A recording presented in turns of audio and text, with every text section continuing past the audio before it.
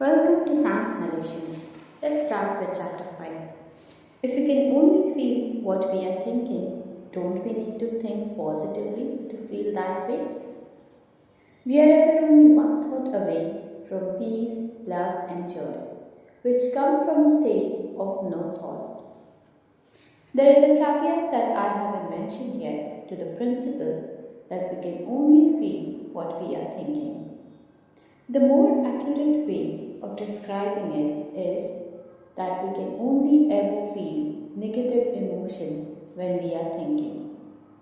The goal isn't necessarily to completely stop feeling negative emotions.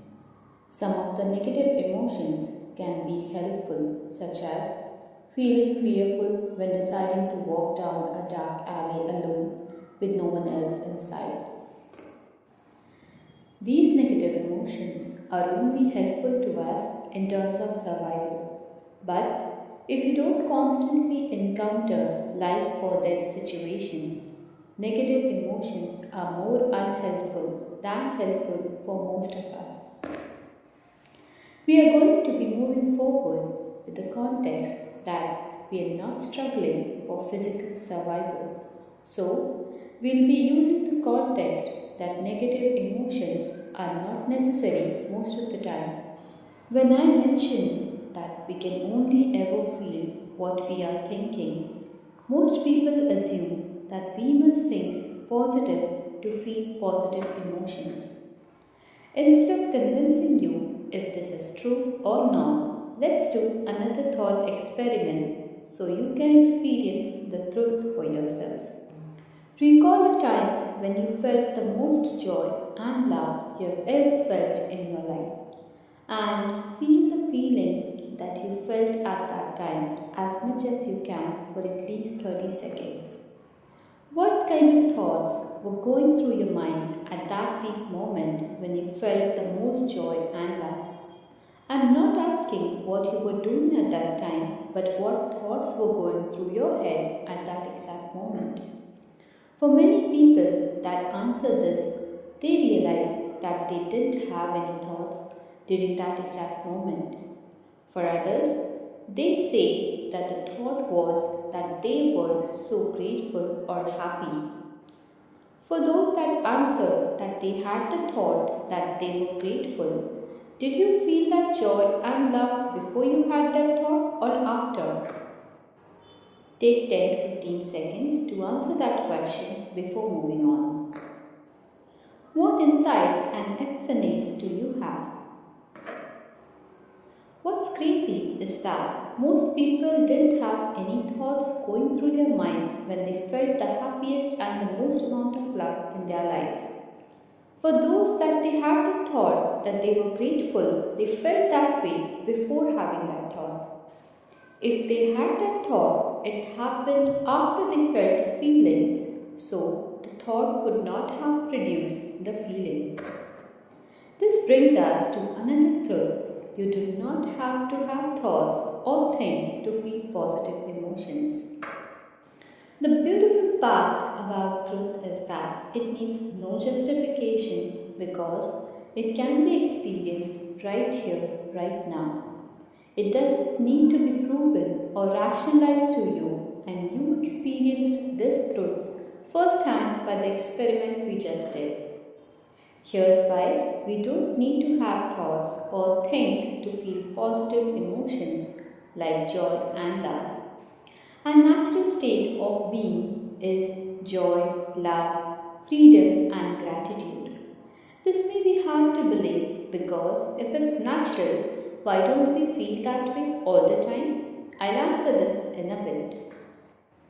If you want to see the natural state of anything, one of the best ways is to look at the nature and the state of it in an infancy, before it is affected and conditioned by its environment. For example, let's look at the natural state of a baby. What is a baby's natural and default state, assuming the baby wasn't abused, neglected, or had any physical issues? Are babies naturally stressed, anxious, fearful, and self-conscious? Or are they naturally in a state of bliss, happiness, and love? Our natural state of being is joy, love, and peace. Therefore, any thinking that we do will only take us away from those natural states of being, which is why whenever we feel extremely stressed, we're having a lot of thinking going on. The strength of the negative emotion we feel is in direct proportion to how much thinking we are doing in the moment. On the other hand, the intensity of the positive emotion we feel is inversely proportional to the amount of thinking we are doing in the moment.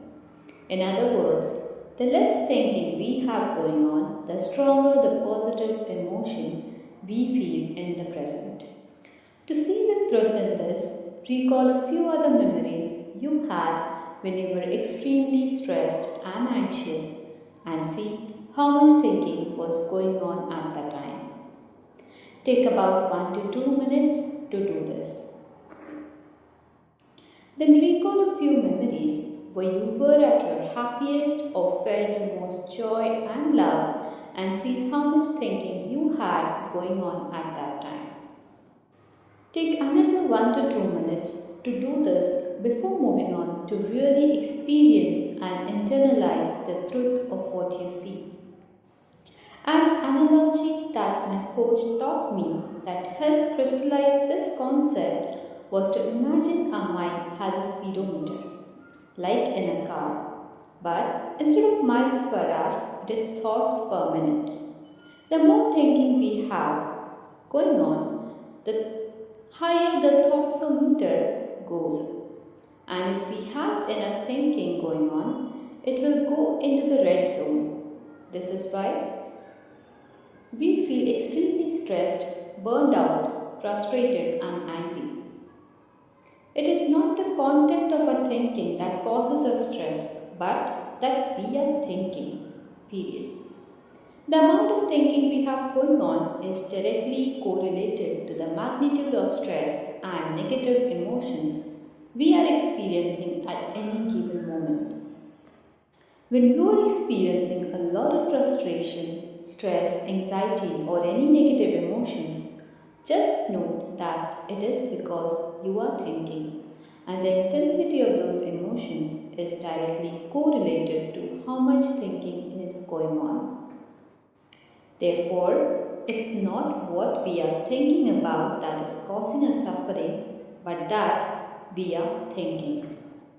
To summarize, we do not have to try to think positive to experience love, joy, bliss, and any positive emotions we want because it is our natural state to feel those emotions. The only times we don't naturally feel these emotions is when we begin to think about the thoughts we are having, thus blocking the direct connection to infinite intelligence, and we feel stressed, anxious, depressed, and fearful. It is not about the content of our thinking, but that we are thinking, which is the root cause of our suffering. The intensity of the negative emotions is directly correlated to the amount of thinking we have going on in the present. The less thinking we have, the more space we create for positive emotions to naturally surface. Thank you for listening. We'll meet soon with the next chapter. Till then, take care. Bye bye.